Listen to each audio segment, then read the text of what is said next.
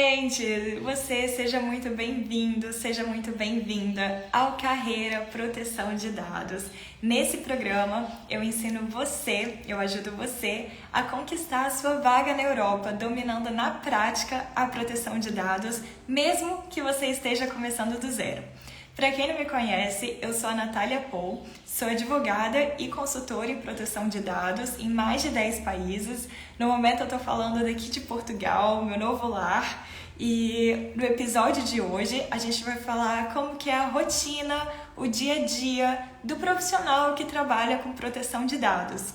Então hoje o objetivo é a gente descrever aqui e compartilhar com vocês qual é realmente o dia a dia, o que ele faz, um profissional de proteção de dados, quando ele está trabalhando ali como funcionário para uma empresa, né? Como eu sou contratada e trabalho prestando uma consultoria internamente para uma mesma empresa e, claro, todas as empresas que estão no mesmo grupo empresarial. Então, a gente sabe que tem uma diferença entre o profissional de proteção de dados que trabalha como contratado, assim, como funcionário de uma empresa, e o funcionário ali que é autônomo tendo vários clientes, várias empresas ao mesmo tempo no seu leque de clientes e lidando com diferentes negócios ao mesmo tempo. Hoje o foco vai ser no funcionário, porque é a minha experiência, o que eu posso compartilhar com vocês, e tem também os seus benefícios, né, de ser contratado como funcionário por uma empresa, porque você tem a chance, então, de conhecer bem a fundo o que uma empresa faz, você tá ali acompanhando qualquer novidade, qualquer ideia que surja, então da raiz eles já te consultam, você tem um relacionamento próximo com seus colegas de departamentos diferentes, né? Então, diferente muitas vezes do autônomo, ele é contactado quando a empresa já está no limite, precisando de ajuda. Ela não pede lá desde a raiz, quando o projeto começou a ser criado. Isso acontece muito, não significa que um é melhor do que o outro, nada disso, mas normalmente é como os profissionais têm um contato diferente com a empresa, né? Então, tô vendo aqui todo mundo entrando, sejam bem-vindas! E eu vou acompanhar aqui numa colinha porque tem muita coisa que eu queria trazer para essa nossa live, então eu fiz aqui várias anotações para a gente não se perder e garantir que eu compartilhe tudo que eu planejei com vocês. E aí, Suelen, aluna nova do Método NP, muito feliz de tê-la agora no time, bem-vinda! E quando a gente pensa em trabalhar para uma empresa, a gente pensa que o profissional de proteção de dados, ele, dependendo do tamanho da empresa, ele pode ser um expert, uma pessoa ali que está no operacional, está fazendo tudo mesmo. E a gente tem também a função de chamado manager, que é uma função mais de gestão de time. E aqui eu vou compartilhar a minha experiência sendo expert, porque por mais que eu tenha algumas funções relacionadas à gestão do meu time, é importante vocês conhecerem o que o expert faz, porque normalmente se você está entrando num nicho, eu sei que a maioria aqui está entrando, a gente começa fazendo o operacional e depois de muitos anos fazendo aquele operacional, a gente talvez tenha a oportunidade de trabalhar como manager, mas não necessariamente significa uma promoção ou um cargo maior, são funções diferentes. O manager, ele fica mesmo administrando, ele tem conhecimento como se faz o operacional, mas se o time for muito grande, ele vai ali gerenciar o time, garantir que os prazos estejam em dia, que todo mundo está recebendo tarefas de acordo com as suas capacidades. Mas hoje o foco vai ser no profissional de proteção de dados que está atuando como expert, está ali no operacional, no dia a dia, que é a minha experiência e é que eu recomendo que vocês também foquem nesse tipo de habilidade de expert e não de gestor agora, porque a maioria das empresas está em busca de expert, né? Porque são poucas as empresas que têm um super time de proteção de dados que vai precisar contratar um gestor, um manager especificadamente, e uma empresa ela sobrevive sem um manager. Por mais que ela tenha ali várias pessoas, ela consegue viver sem um manager. Mas ela não consegue viver sem um expert. Ela não contrataria um manager sozinho, né? O manager ele só faz sentido se tiver vários experts no time. Então, Aqui a nossa conversa vai ser pensando no expert, que a tradução em português seria especialista mesmo, a pessoa ali que sabe aplicar e que vai aplicar todo o conhecimento de proteção de dados na prática. E por que eu decidi trazer esse assunto? Além de receber vários pedidos de vocês, né, para compartilhar um pouco do dia a dia e tentar trazer exemplos do que eu faço e outros colegas também fazem, eu acho isso muito importante para vocês se familiarizarem e até alinhar a expectativa de vocês, porque muitos desejam essa carreira de se tornar um profissional de proteção de dados, especialista nisso, contratado por uma empresa na Europa, mas por não saber o que esse cargo, essa função realmente faz, talvez fique muito no mundo das ideias. Então eu pensei que esse assunto ele é importante para vocês se familiarizarem e tomarem uma decisão alinhando as expectativas de vocês. E também, na hora de fazer uma entrevista de emprego, vocês também podem mostrar que vocês já sabem o que é esperado. Claro que cada vaga tem uma descrição diferente, cada função vai ter ali, talvez uma vaga exige que você faça X, Y, Z e outra vaga só vai precisar do X e Y. Gente, campainha, só um minutinho. Coisa de casa nova. Vamos ver aqui. Alô, boa noite? Sim, pra mim. Obrigada.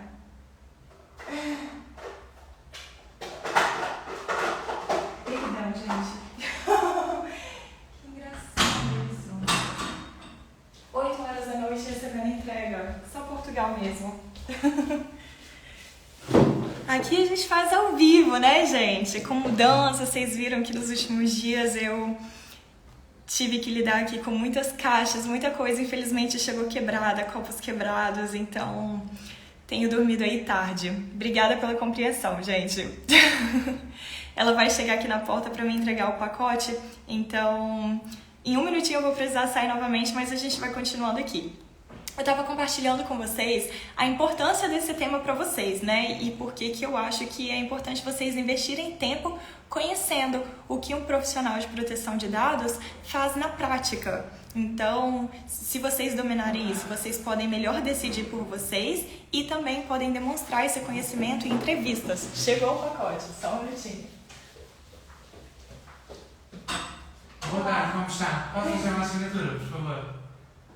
Muito obrigada. Nada, uma muito boa tarde. Uma boa tarde, tchau. Obrigado. Para quem é segura para Portugal, já se acostuma com o sotaque, que eu tenho que me concentrar ainda. Ah, voltei. Onde que eu estava? Ainda bem que eu tenho essa colinha aqui, senão eu já teria me desconcentrado.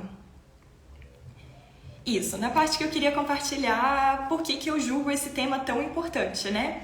E se você não conhecer a rotina, não souber o que na prática, no dia a dia se faz no mundo de proteção de dados trabalhando para empresas, você corre o risco de simplesmente se sentir perdido quando receber algum tipo de pergunta da empresa, perguntando qual a sua expectativa, o que você acha que você vai fazer, o que você, né, como você se imagina trabalhando ali, porque muitas empresas fazem esse tipo de pergunta. Como você se imagina trabalhando aqui? Como você acha que você pode ajudar a empresa? E se você conseguir ser mais concreto, né, falando realmente as tarefas que você pode desempenhar todos os dias e descrever ali uma rotina, um dia a dia, a empresa vai visualizar que, além de entender muito bem sobre proteção de dados, sobre o negócio da empresa, você tem é bem realista, né? Você já se imagina ali trabalhando. Então, acho que não saber a rotina pode também ser prejudicial. E isso a gente até consegue fazer uma analogia muito boa com quando você está começando um relacionamento amoroso com uma pessoa. Então vamos supor que você aí, eu tô vendo que a gente tá aqui com um público feminino hoje, vamos supor que você tá entrando em um relacionamento amoroso e você já conhece o rapaz. Você já é amiga desse rapaz, já conhece de longa data, você já sabe qual o temperamento dessa pessoa, você já sabe os gostos, como essa pessoa ela se porta, o fato de você já conhecer essa pessoa antes, você já consegue melhor decidir, já saber o que você gosta ou não ali, você já sabe se vale a pena ou não para você. Então, mais uma vez, daí a importância de se investigar quais são as tarefas do dia a dia de proteção de dados. E agora, finalmente, como começar a entender qual é a rotina do profissional de proteção de dados? Eu gosto de ir por etapas, por isso a gente vai pelo começo mesmo. Como começar? Primeiro, é muito importante que para você conhecer a rotina de um profissional de proteção de dados, você tenha muita clareza do que ele faz dentro de uma empresa. Normalmente, o profissional de proteção de dados ele é contratado como funcionário na empresa para ele auxiliar a empresa em todos os projetos que tenham a ver com dados pessoais. E no final das contas, tudo tem a ver com dados pessoais. Quando a gente conhece, domina o assunto, a gente vê que todo departamento tem um dedinho ali nos dados pessoais. O RH, que é o Departamento de Recursos Humanos, super lida com dados pessoais dos próprios funcionários, coletando ali informação dos candidatos, dos funcionários, de ex-funcionários, que eles continuam guardando isso. Já se aplica a lei a isso, porque continua sendo um tipo de tratamento, de processamento de dados, o mero armazenamento de dados pessoais, mesmo que seja antigo, e de ex-funcionários. Então, tem o RH, tem a parte de marketing, que vai querer encontrar clientes novos, vai querer fazer captura de clientes online, que são chamadas normalmente no mundo de marketing de leads. Vai querer coletar leads, vai querer coletar e-mail, telefone, nome de pessoas para entrar em contato com eles e tentar, vender o produto ou serviço. Vai ter talvez o time de vendas que vai estar ali operacionando, lidando com certos clientes, e esses clientes vão ter dúvidas para saber se aquela empresa está adequada à proteção de dados, porque a proteção de dados, por mais que vocês vejam ainda muitas empresas, principalmente no Brasil, empresas pequenas normalmente, ainda não se preocupando com esse assunto, é um efeito cascata, não tem como se esquivar. Você começa com as empresas maiores já cumprindo com proteção de dados antes mesmo de ser algo tão grande assim no Brasil. Na Europa já é algo grande há muito tempo, e aí ela só vai fazendo contratos com empresas que também estão adequadas, então uma vai exigindo da outra. Então muitas vezes o pessoal de vendas está lidando com outra empresa que a princípio aparenta não ter dados pessoais, porque é entre uma empresa com outra empresa. Essa outra empresa pode exigir que aquela contratada esteja cumprindo ali toda a legislação e prove isso. Então a gente tem que ter clareza de que o papel do profissional de dados ali é auxiliar cada departamento com as suas necessidades. Todo mundo quer continuar fazendo suas coisas. O RH quer continuar contratando, coletando dados dos funcionários para fazer os contratos, para pagar os impostos, para selecionar candidatos. O marketing quer continuar achando lá certos clientes, o pessoal de vendas também quer continuar vendendo, e o seu papel ali é auxiliar todo mundo na operação deles, esse é o ponto inicial, como começar. E depois, sobre a rotina em si, como que eu gosto de dividir essa rotina? Porque quando a gente pensa num dia a dia, eu estou fazendo algo de segunda a sexta, no mínimo 8 horas por dia. E aí eu tenho, então, que organizar o meu dia dentre as várias tarefas. E aí eu vou compartilhar com vocês 3 grandes blocos que eu só me dei conta enquanto eu estava preparando aqui todo o conteúdo que eu queria compartilhar com vocês. Tem uma grande parte que é a parte de organização, que por mais que eu só tenha aqui 3 temas para compartilhar, um deles eu vou destinar à organização, que eu acho fundamental, porque a gente vai ver que na hora da gente planejar o dia a dia de um profissional de proteção de dados e organizar as tarefas em blocos, a gente tem que se organizar para dar prioridade àquilo que merece a prioridade, A gente tem que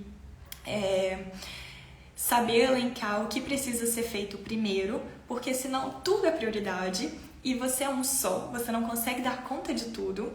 e acaba ficando uma super desorganização, né? Você vai fazendo só à medida que as coisas vão chegando para você. Então, é importante a gente se organizar e eu vou falar um pouco mais sobre isso, explicando em detalhes como que eu organizo.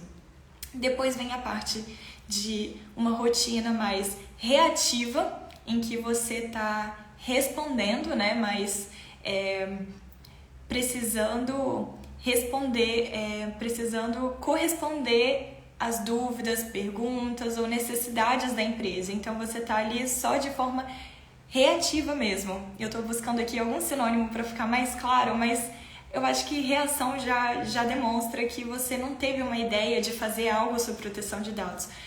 A empresa está te demandando e você vai ter que responder, vai ter que reagir.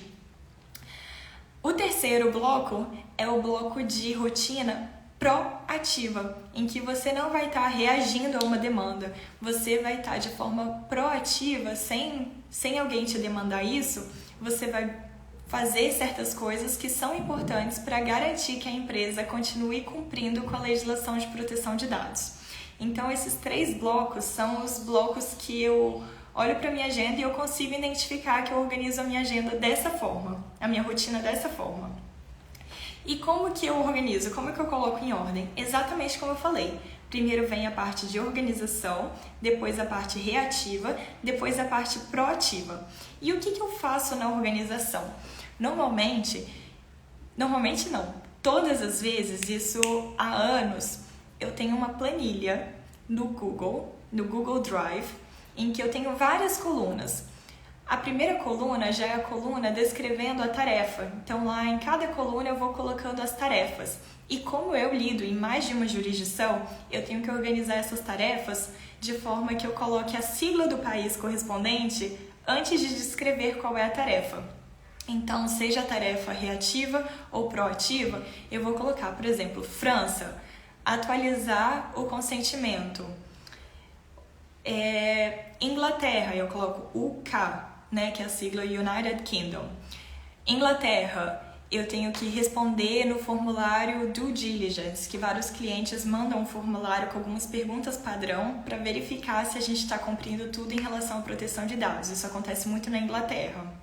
E na França, eu estou dando exemplos reais, porque na França recentemente teve uma atualização ali com telemarketing, novas legislações, e a gente teve que adaptar realmente o nosso consentimento. Então eu tive essa tarefa recentemente. Espanha, sempre que o titular ele pede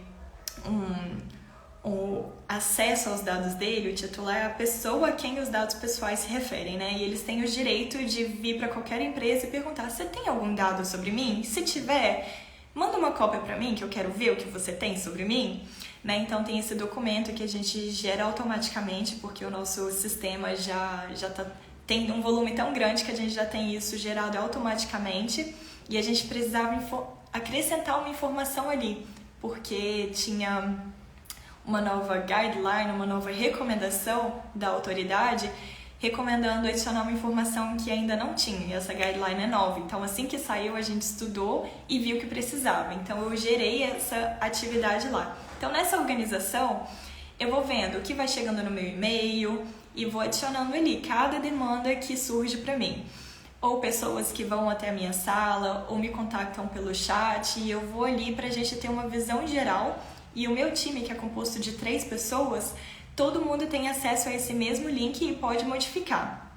Então a gente vai fazendo essa lista e de forma proativa também. Sempre que eu identifico a necessidade de fazer algo, mesmo que alguém não tenha me pedido, eu coloco lá para eu não me esquecer, porque senão vira uma coisa imensa. Hoje mesmo eu fiz o levantamento, vou mostrar aqui de longe. Foram 20 tarefas que eu sempre passo para cá as coisas que ainda estão em aberto, todo dia de manhã. Nessa primeira coluna a gente tem a descrição das tarefas, depois eu passo para a data em que eu decidi fazer aquela tarefa ou que eu recebi o pedido para cumprir aquela tarefa, então eu coloco a data de recebimento, data de início, depois a data da última atualização para eu saber a última vez que eu mexi nessa tarefa, que eu fiz algo relacionado a essa tarefa foi há 3 semanas, ou talvez eu tenha enviado um e-mail pedindo uma certa resposta e aí tem 3 semanas que eu enviei esse e-mail e nunca mais recebi uma resposta. Então, olhando para essa data, eu consigo saber quando que já é o momento de se cobrar uma resposta, por exemplo. Eu coloco depois uma coluna. Quem me solicitou aquilo, ou se foi por conta própria, porque como eu tô o tempo inteiro ajudando os colegas de times diferentes, né? Então eu coloco ali o nome da pessoa e o departamento dela, para eu saber, isso daqui veio da Maria, daquele departamento, ou veio da Isis, daquele outro departamento, né? Então eu coloco essa lista. Depois a lista da última atualização. Foi um e-mail que eu mandei para a Maria, então eu coloco e-mail Natália para a Maria.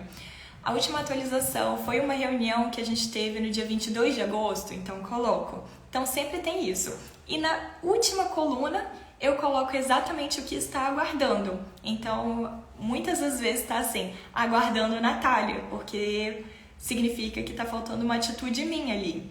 Mas pode ser aguardando resposta do cliente, aguardando o colega fulano.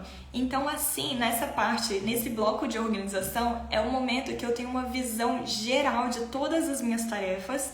E independentemente se você vai trabalhar com proteção de dados ou não, eu recomendo que você tenha uma tabela dessa forma para você ter uma visão geral, e o seu time também, de quais tarefas estão em aberto, quem é responsável pelo quê, qual foi o último andamento, quem solicitou aquela tarefa. Então todos conseguem ter uma visão geral.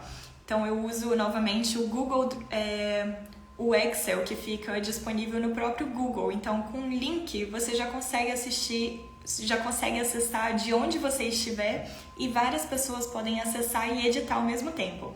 Esse é o meu bloco 1 de rotina, é como eu começo sempre o meu dia, para eu ter uma visão. Igual eu falei, hoje eu tive uma visão de 20 tarefas que estavam em aberto, nem todas comigo, várias com outros colegas, mas olhando a data eu já sabia, esse daqui, embora não esteja comigo ainda, eu esteja aguardando uma resposta, aqui eu posso tomar uma atitude e mandar um e-mail cobrando, ou marcar uma reunião, porque aparentemente não ficou claro. Então, isso tudo ajuda a gente a priorizar as coisas. E aí a gente passa para a segunda parte do dia, que ainda normalmente para mim é a parte da manhã. Isso daqui da organização me demanda uns 30 minutos, porque eu sempre mantenho essa lista atualizada e eu não tenho um volume tão grotesco assim de tarefas, então eu consigo ir atualizando ao longo do dia, mas a parte da manhã eu faço um raio-x do que eu tenho. E aí eu passo para a rotina reativa. A rotina reativa é aquela que eu vou responder as demandas dos colegas, né? Porque eu tô ali para servir a empresa, para servir os outros departamentos. E aí nessa parte da rotina reativa, eu passo então lembrando, com a organização eu consigo selecionar qual precisa da minha reação, assim, imediatamente, porque é muito urgente, e qual eu posso responder depois. Então é assim que eu organizo a minha rotina da parte reativa. E dentro dela, o que eu faço, né, normalmente? O que normalmente é tão importante e eu tô sendo demandada dos colegas? Por exemplo, eu até anotei aqui para eu não esquecer de vários exemplos que eu gosto de dar. Os clientes estão sempre esperando informações nossas para eles tomarem a decisão de assinar ou não um contrato. Até porque muitos clientes também têm os seus próprios advogados, têm o jurídico, e às vezes eles precisam do ok lá do jurídico deles para eles poderem assinar um contrato com a gente. Então, se eles mandarem um contrato, e aí eu vejo que esse contrato, eu preciso fazer algumas modificações, porque eles não têm nenhuma cláusula de proteção de dados. Eu preciso especificar quem ali vai atuar como controlador, quem ali vai atuar como operador, no inglês Data Controller, Data Processor. Porque se tiver ali uma troca de dados pessoais, acesso ou transferência de dados pessoais entre as empresas, a gente vai ter que definir. E aí, se eu identificar que tem isso, além de ter que adicionar aquilo ao contrato, cláusulas trazendo responsabilidades para cada um, caso dê algo de errado, o que pode ser feito, a gente, adicionalmente, tem que fazer um outro contrato chamado de Data Processing Agreement, que a sigla é DPA, DPA, que é esse contrato entre Data Controller e Data Processor. Então, às vezes eu sei que tem ali um contrato que meu time de vendas quer fazer, mas está na pendência de eu revisar, de eu elaborar o DPA. Se tiver uma transferência de dados internacionalmente, ou seja, dados que vão sair da União Europeia e para países que não estão assim com um selo chamado de Adequacy Decision, eu vou precisar de um contrato adicional, que é chamado de Standard Contractual Clauses, é o SCC. E esse contrato ele já está padronizado, ele já tem ali todas as cláusulas que a própria Autoridade de Proteção de Dados diz que a gente tem que manter, não pode mudar, só pode aumentar ali as proteções, mas não pode reduzir. E no anexo que a gente coloca as especificações, o nome das partes, quais dados pessoais serão enviados para um país terceiro e assim por diante. Então essa parte contratual, ela demanda bastante, porque eu tenho que olhar para aquela situação que meu time de vendas pede para eu aprovar, da mesma forma que o cliente também vai ter, provavelmente, um time para analisar, eu vou olhar e ver se falta algo, eu vou ter que dialogar com o meu time de vendas para entender melhor a situação. Várias vezes eu tenho que ir, fulano, me explica aqui, mas nesse caso a gente vai fazer X ou Y, só para garantir que eu entendi certo, porque se for X, a gente precisa fazer tal contrato, se for Y, outro tal contrato, né? Às vezes até antes de se assinar um contrato, a gente precisa preencher algumas questões, algumas perguntas que os nossos clientes têm pra gente num documento que normalmente se chama Due Diligence. Isso é muito comum na Inglaterra, né? Esse formulário que eles sempre perguntam informações básicas sobre a nossa empresa, mas também como que a gente coletou dados pessoais, como que a gente garante que esses dados estão atualizados e corretos, e como que a gente dá o direito dos titulares de exercerem os direitos deles, como o direito de acesso, com qual frequência a gente treina o nosso time. Enfim, tem um mundaréu de contratos que a gente tem que alinhar, e normalmente eu dou prioridade para isso, porque se o meu time de vendas está querendo fechar um negócio e pede para eu dar um ok em algo, significa que tem uma pessoa ali esperando pela minha resposta, principalmente para gerar uma receita para a empresa. Então, eu dou prioridade logo na parte da manhã, nessa rotina reativa, depois de já ter organizado a minha agenda. Outro exemplo, vários clientes também pedem para a gente explicar um pouco sobre o nosso próprio negócio. Às vezes eles têm dúvida como a nossa empresa funciona, o que a gente faz, ou não tem dúvida, mas eles pedem para colocar por escrito. Então tem toda essa necessidade de atender às exigências dos clientes, que sendo pessoa natural ou uma pessoa jurídica, eles estão demandando constantemente. Se for uma pessoa natural, a gente vai ter mais demandas dela exercendo os direitos dela, porque a gente vai estar coletando dados pessoais dela e ela tem direitos como titular. Titular, novamente, é em inglês chamado de Data Subject. É a pessoa natural como eu, como você, que está ali tendo seus dados coletados por uma empresa e tem certos direitos. Ela tem direito, por exemplo, de pedir acesso a esses dados, ela tem direito de revogar algum consentimento que talvez ela tenha dado, ela tem o direito de pedir a portabilidade dos dados dela ali, por exemplo, de um plano de saúde para um outro plano de saúde. Então, tem vários direitos ali que a gente tem que cumprir, sem demora. Normalmente, a lei até fala, a lei europeia fala, without undue delay, que é sem demora, você tem que responder, mas o mais tardar em 30 dias. Então, a gente dá prioridade para satisfazer. Tem casos que eu preciso confirmar a identidade daquela pessoa, porque eu não tenho certeza se aquela pessoa que pediu os dados. Digamos, eu, Natália, peço acesso aos dados de Nico. E aí eu, estranho, não parece ser dado sobre ela, parece que ela está pedindo informação sobre uma terceira pessoa. Então eu peço para ela me confirmar, me trazer alguma prova da identidade dela, ou mostrar uma procuração mostrando que ela tem o direito de pedir aquilo em nome de uma terceira pessoa. Então é isso que normalmente a gente faz na rotina reativa.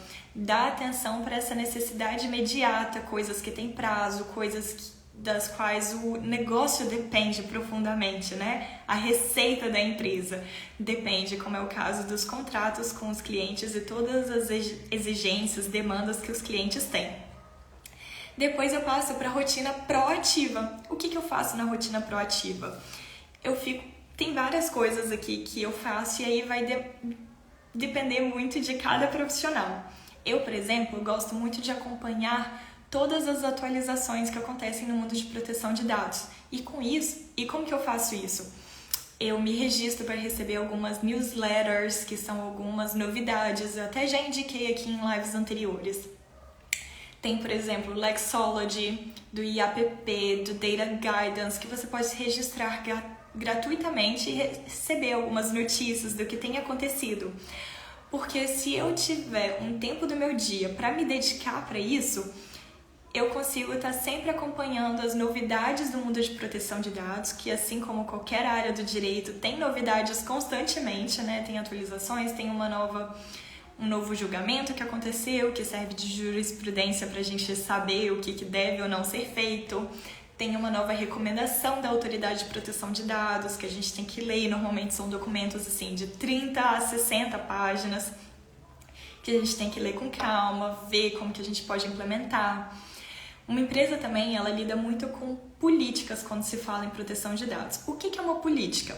É um documento escrito em que você descreve como que aquilo é feito dentro da empresa. Então, até mesmo no site, para todo mundo ver, existem políticas de privacidade. Se você nunca viu ou nunca se interessou em clicar, eu até recomendo que você busque aí grandes empresas, seja de banco, plano de saúde ou de telefonia. Vá lá no rodapé do site e busque pelo link Políticas de Privacidade, que lá vai ser um documento escrito que é obrigatório por lei, que você vai descrever algumas coisas. O que é a empresa? Aliás, quem é a empresa? Para começar, quem é a empresa? Se eu tiver alguma dúvida ou quiser exercer algum dos meus direitos dentro de proteção de dados, qual o site ou formulário que eu possa preencher? O que tem sido feito com dados pessoais? Eles estão sendo coletados para quê? E quais dados pessoais eles estão realmente coletando para fazer cada uma dessas coisas?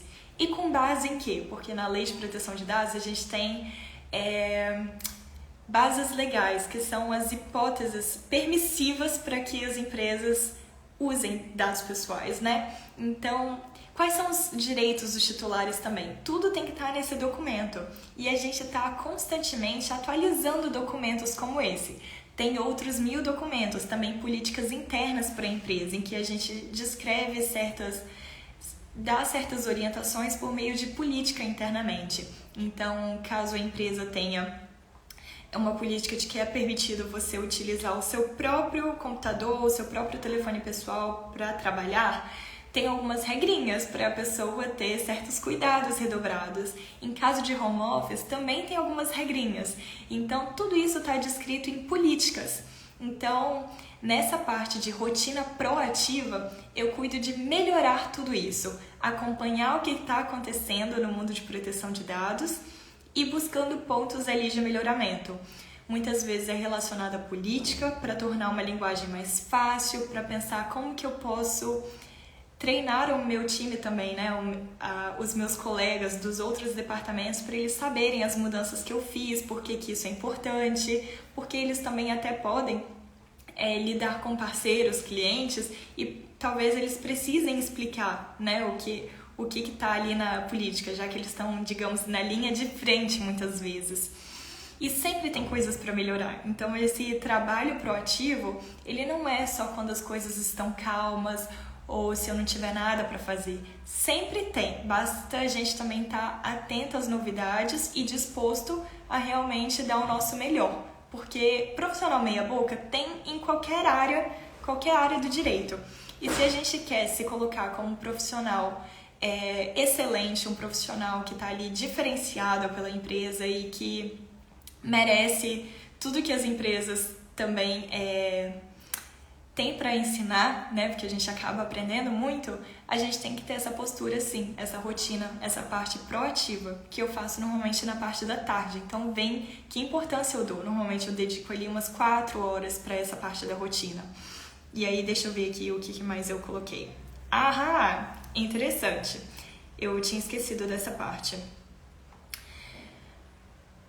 No final do dia também, eu aproveito para reagir.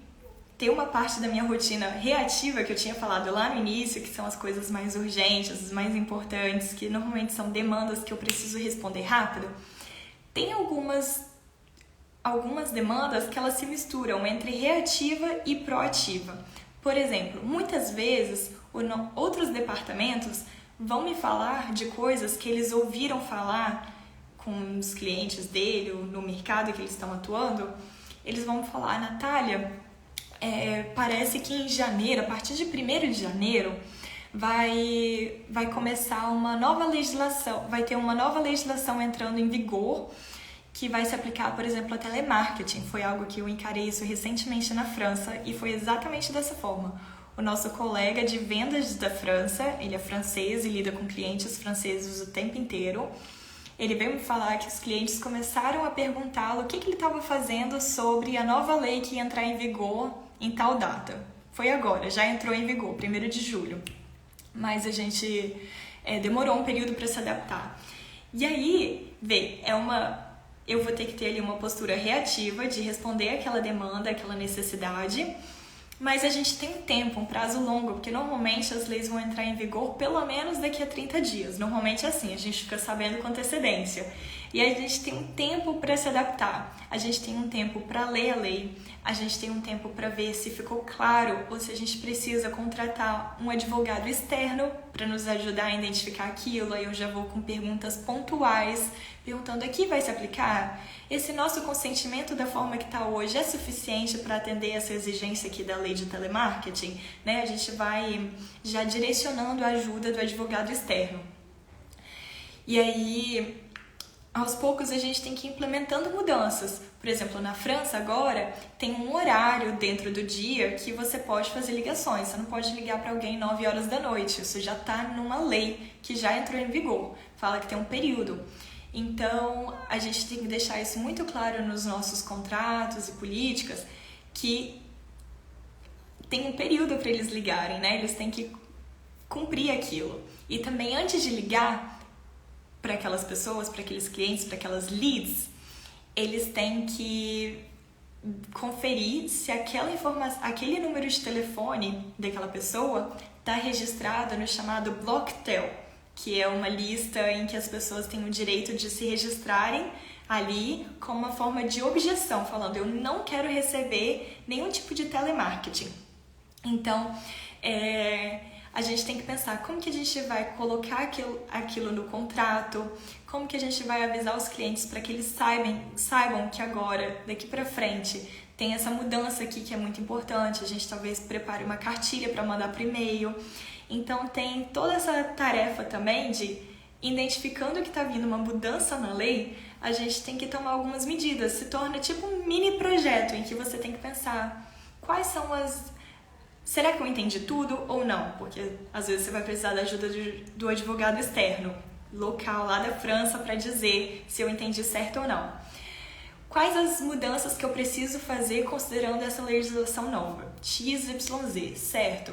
E como que eu vou não só fazer XYZ, mas garantir que o meu objetivo vai ser realmente atingido, como esse objetivo de proibir que qualquer pessoa da nossa empresa, ou cliente, fornecedor, enfim, parceiros,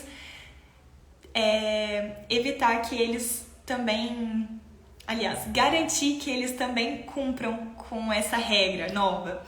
Então, além de colocar no contrato essa obrigação, eu vou mandar esse e-mail com essa cartilha para deixar muito claro, colocar o tema do e-mail para eles observarem essa nova parte da legislação.